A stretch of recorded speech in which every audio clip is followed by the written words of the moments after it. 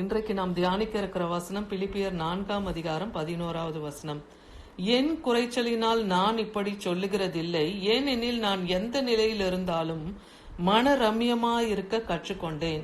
இங்கே பவுல் அப்போஸ்தலன் பிலிப்பு பட்டணத்துக்கு எழுதுகிற நிருபத்துல இவ்வாறு குறிப்பிடுகிறார். நான் குறைச்சலினால இப்படி சொல்லல, நான் மன ரம்யமா, எந்த நிலையில இருந்தாலும் நான் மன ரம்யமா இருக்க கற்றுக்கொண்டேன். அதே போல நீங்களும் இருங்கன்னு சொல்றாரு.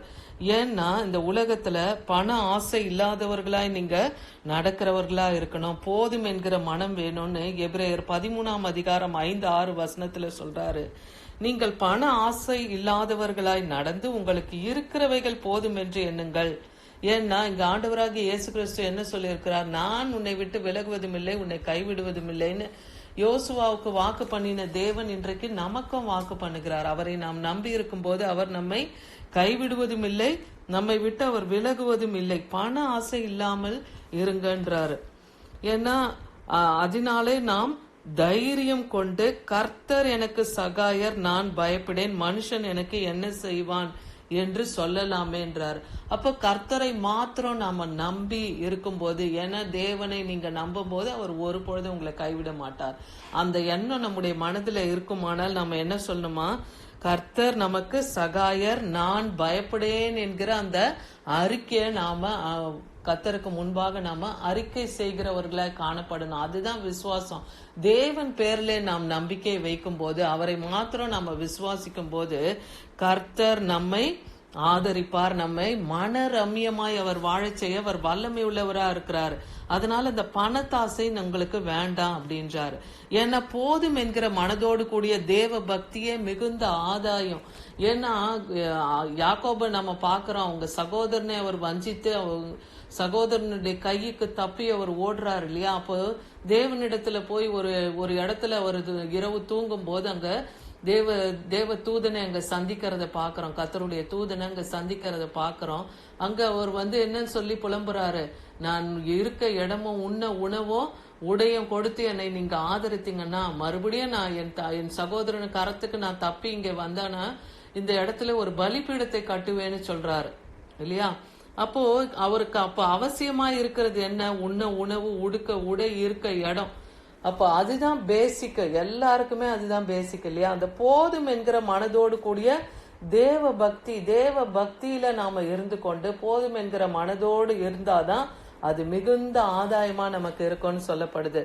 இதே 1 தீமோத்தேயு 6 அதிகாரம் 7, 8, 9 வசனத்திலையும் பாத்தீங்கன்னா, இந்த உலகத்திலே நாம் ஒன்றையும் கொண்டு வந்ததும் இல்லை, ஒன்றையும் கொண்டு போவதும் இல்லை என்பதுதான் நிச்சயம்னே வேத வசனம் சொல்லுது.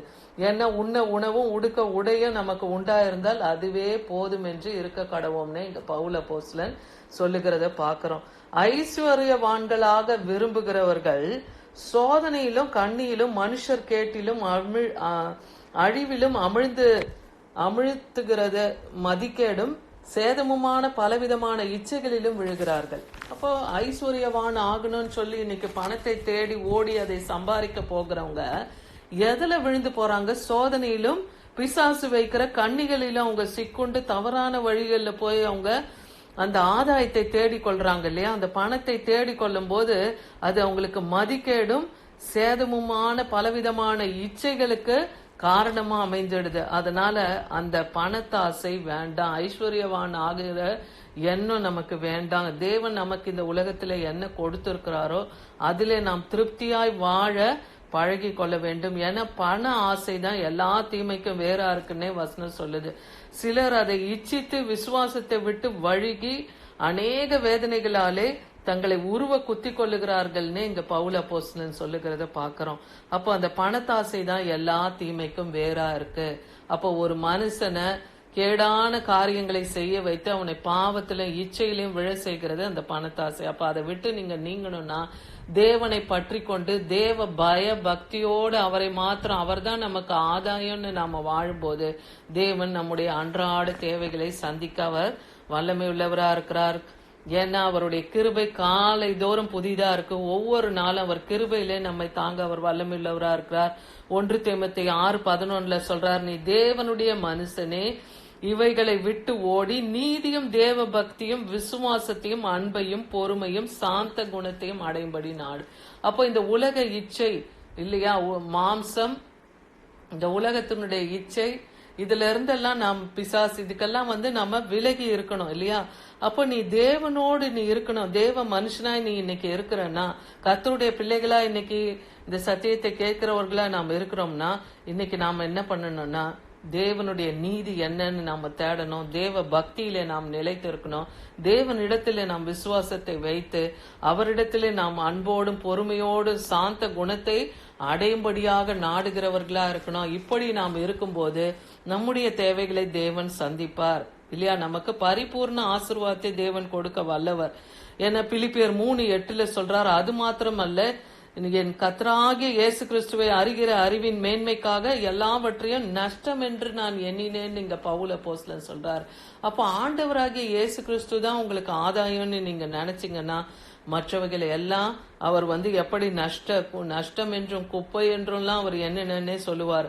அதே போல தேவனுடைய அறிவு, அதை அறிகிற அறிவு நமக்கு வேணும்.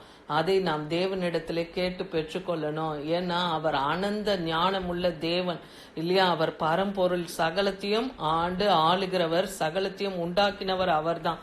அப்ப அப்படிப்பட்ட தேவன் நமக்கு ஆதாயமாய் நம்ம வைத்து கொண்டோமானால், எதை குறித்தும் இந்த உலக பிரகாரமான காரியங்களை குறித்து நம்ம கவலைப்பட வேண்டாம். ஐஸ்வர்யத்தை நோக்கி ஓட வேண்டாம். பணத்தை ஆசை கொள்ள வேண்டாம். ஏன்னா நாம் அவரை நம்பும் போது நம் தேவைகள் இன்னதென்று தேவன் அறிந்திருக்கிறார்னே வசனம் இருக்கு. அப்ப நமக்கு என்ன தேவை என்பதை அவர் நிச்சயமாய் சந்திக்க வல்லமுள்ளவர்.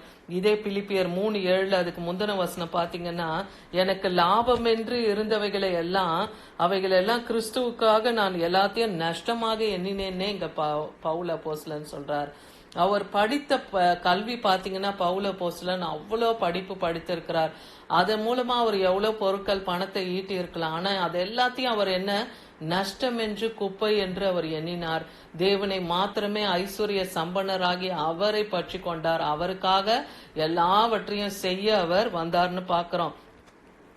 2 கொரிந்தியர் 8:7 பாருங்க, கர்த்தராகிய இயேசு கிறிஸ்துவின் கிருபையை அறிந்திருக்கிறீர்களே, அவர் ஐஸ்வர்யம் உள்ளவராய் இருந்தும் நமக்காக தரித்திரத்தினாலே ஐஸ்வர்யவான்கள் ஆகும்படிக்கு உங்கள் நிமித்தம் அவர் தரித்திரரானாரே. நமக்காக ஐஸ்வர்ய சம்பன்னர் ஆண்டவராக இயேசு கிறிஸ்து இல்லையா.